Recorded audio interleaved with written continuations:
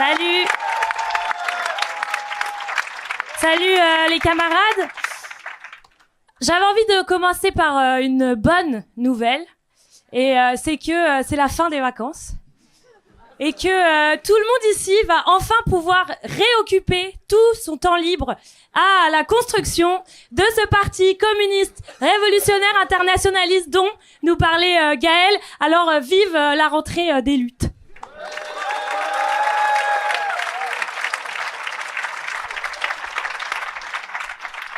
Bon, sinon l'actualité cet été, ça a quand même été une actualité courte, mais quand même intense, hein, celle des Jeux Olympiques.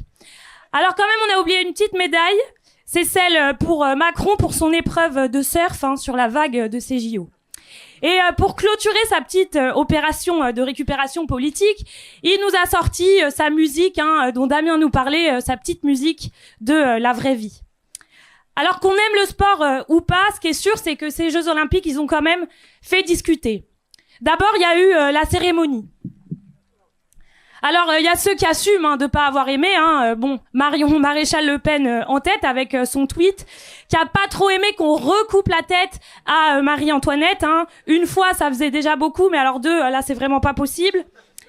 Alors après, il y a ceux qui se sont pas trop mouillés et qui avaient, on pourrait dire, le cul entre deux chaises, comme Darmanin, qui lui s'est contenté de dire « les goûts et les couleurs, ça se discute pas ». Bon, et puis, à part la cérémonie, il y a eu les performances sportives aussi, comme celle de la boxeuse Iman Khelif, la boxeuse algérienne, qui a subi quand même, après l'abandon de son adversaire, une pluie d'attaques réactionnaires, remettant en doute le fait qu'elle soit une femme. Et là, c'est les pontes de l'extrême droite qui se sont exprimés, depuis Elon Musk jusqu'à Trump, en passant par Mélanie. Patron et politique, main dans la main, quelque part jusque dans le sport.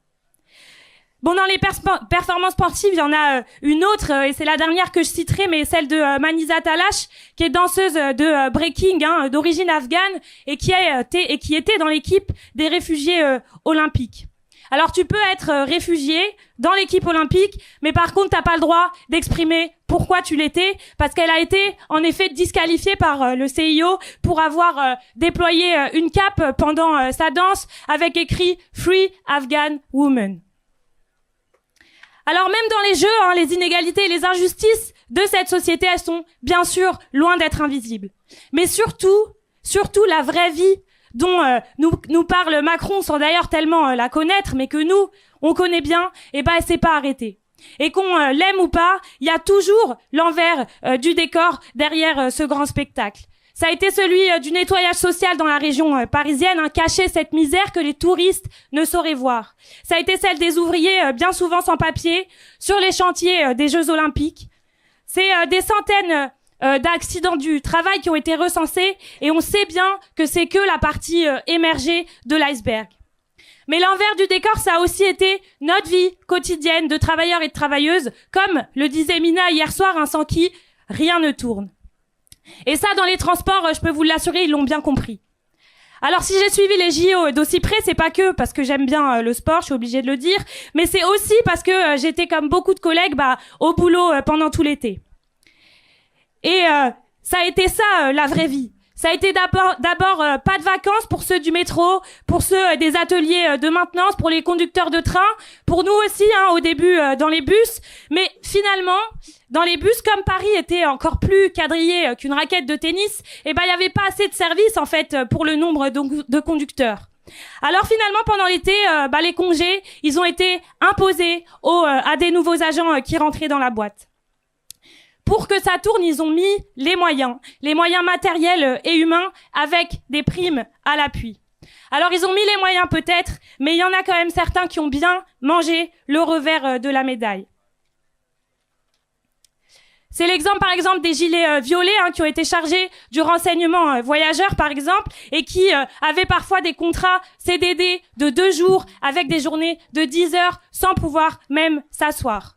Les voyageurs aussi, ils ont pris cher, c'est le cas de le dire, parce que le prix du ticket, il a quand même doublé jusqu'à début septembre. Ça a été 5 €, et c'est encore 5 € pour un trajet en bus. 5 € quand même, c'est le prix d'un kebab il y a 10 ans, en menu avec frites et boissons. Bon, j'arrête avec la RATP, mais quand même une petite annonce pour finir. S'il y en a certains qui ont besoin de faire passer leur voiture au contrôle technique, n'hésitez pas à nous solliciter, parce que apparemment la boîte a trouvé un filon. Bon, trêve de blague, hein. À l'hôpital aussi, ils ont connu la vraie vie cet été. Et cette vraie vie-là, ça fait un bout de temps qu'on connaît la chanson. C'est les manques de moyens matériels et humains criants qui ont déjà d'énormes conséquences. Le CHU de Brest, la CGT du CHU de Brest, elle a fait le décompte cet été. Et depuis juillet, c'est 130 patients de plus de 75 ans qui ont été contraints d'attendre pendant plus de 12 heures aux urgences. Cet été, ça a aussi été l'annonce des urgences de nuit qui ferment à Laval en Mayenne.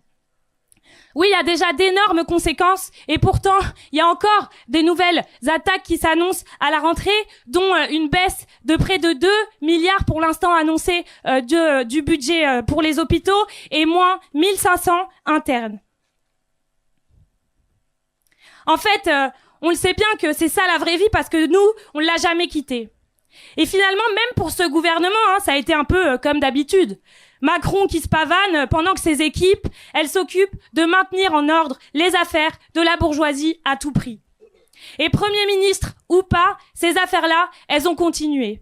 Et j'en donne un seul exemple, c'est un décret qui a été pondu pendant l'été en juillet et qui permettait pour situation exceptionnelle de faire sauter le jour de repos hebdomadaire des travailleurs. Alors la situation exceptionnelle, cette fois, c'était pas les Jeux Olympiques, mais les récoltes. Et ceux qui ont payé le prix, c'est les travailleurs immigrés dans les champs de récolte pour les haricots. C'est 13 jours d'affilée de taf, payé au SMIC. Et si tu voulais augmenter un petit peu ta paye, il fallait travailler à la tâche. En fait, c'est l'essence même de ce qu'est l'État dans une société capitaliste. Garantir carte blanche à la bourgeoisie, même s'ils n'ont pas encore trouvé le clown qui assurera le spectacle. Mais quand même, leur démocratie bourgeoise, toutes les illusions dans les institutions, ils en ont besoin à tout prix pour négocier et maintenir la paix sociale.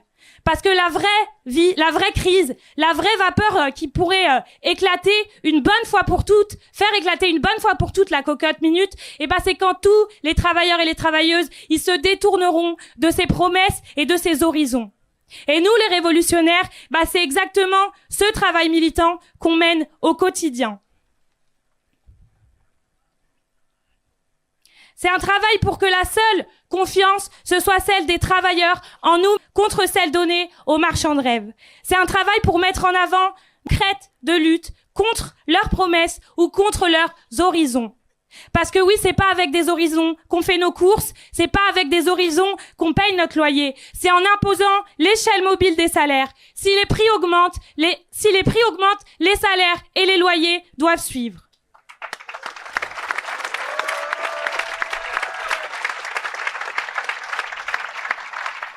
C'est pas avec des horizons non plus qu'on impose la fin des licenciements, c'est par la lutte plus concrète de l'extrême droite en bande organisée. C'est pas le gouvernement et sa police, c'est bien les milliers de travailleurs et de jeunes qui sont sortis dans la rue, qui étaient prêts à en découdre. On va pas attendre 2027 pour rejouer le barrage institutionnel. La lutte contre l'extrême droite, elle se joue maintenant et elle se joue sur notre terrain à nous. C'est faire que nos luttes aillent le plus loin possible. C'est casser le corporatisme. Et c'est faire se rejoindre les revendications dans chaque boîte. C'est imposer par nos solidarités contre le racisme, contre l'homophobie. C'est aussi affirmer notre solidarité entre tous les travailleurs et les travailleuses, qu'ils soient en CDI, en CDD, au statut, en intérim, avec ou sans papier. Oui, travailleurs de tous les pays, unissons-nous. C'est une perspective qui a 200 ans, mais elle n'a pas pris une ride. Alors camarades,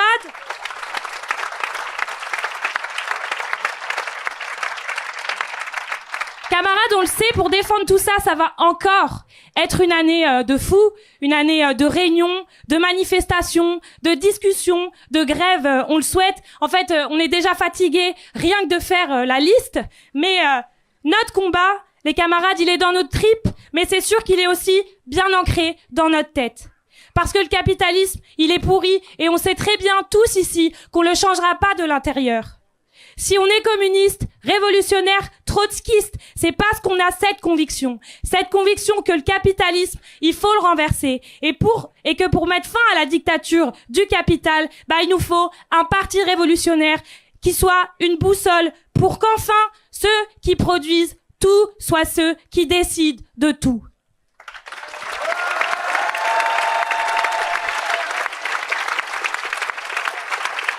Alors ce parti, on le construit. En tout cas, on en construit une des racines parce que des militants révolutionnaires, il y en a d'autres que nous. Et cette année encore, on continuera à s'adresser à eux pour que nos voix soient encore plus fortes. Parce que des révolutionnaires, il y en a, mais des révoltés, il y en a encore plus. Et c'est à cela qu'un pôle des révolutionnaires pourrait s'adresser. Alors les camarades, force à nous tous pour l'année qui nous attend et force à nous tous cette année pour transformer les colères, pour transformer les révoltes en conscience politique, communiste et révolutionnaire tant qu'il le faudra.